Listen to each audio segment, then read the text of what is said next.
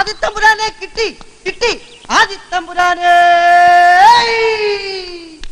നിഖില ഇരിക്കുന്നു, അനുശ്രീ ഇരിക്കുന്നു, രണ്ടുപേരോട് ഒന്നും ചോദിക്കുന്നില്ല.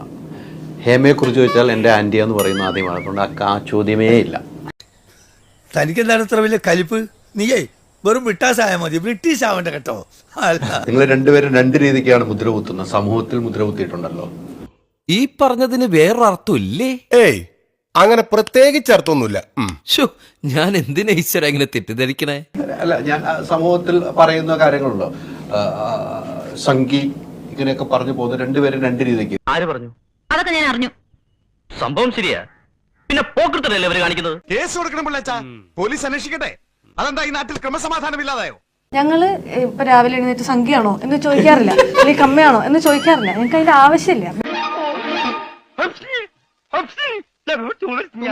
നിന്റെ ഒടുക്കത്തെ തുമ്പലാണെന്ന് നീ മറക്കണ്ട. അപ്പൊ എനിക്ക് ചില ചോദ്യങ്ങൾ നിങ്ങൾ ചോദിക്കുമ്പോൾ അതിന് മറുപടി പറയാൻ താല്പര്യമില്ല എന്ന് പറയുന്നത് എന്റെ ഒരു പൊളിറ്റിക്സ് ആണ്. ഒരാവേശത്തിലെടുത്ത് ചാടി വേണ്ടായിരുന്നു അല്ലേ? വിട്ടവളി ആന പിടിച്ചാ കിട്ടൂ. നിങ്ങൾക്ക് ഏറ്റവും നല്ലത് നെഗറ്റീവാണ്. കാരണം നിങ്ങൾക്ക് ഏറ്റവും കൂടുതൽ ആൾക്കാർ വ്യൂ ചെയ്യുന്നത് നെഗറ്റീവ് ആയിട്ടുള്ള കാര്യങ്ങൾ നിങ്ങൾ പ്രസന്റ് ചെയ്യുമ്പോഴാണ്. നീ ആരാ? ഇവിടുത്തെ റാണിയോ? അതെ, ഇവിടെ എന്നല്ല എവിടെയും ഞാൻ റാണിയാ.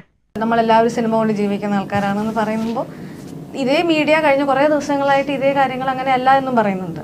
അയ്യേ, ഞാൻ ആ ടൈപ്പൊന്നും അല്ല. അപ്പൊ ഞാൻ കണ്ടതോ?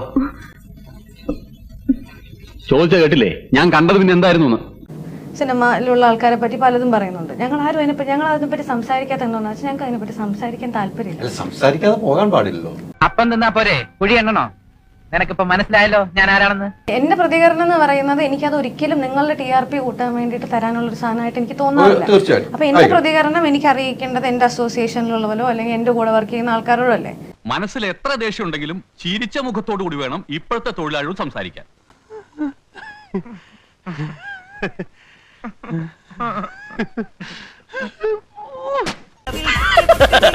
തൽക്കാലം ഇത്രയും മതി. വരട്ടെ.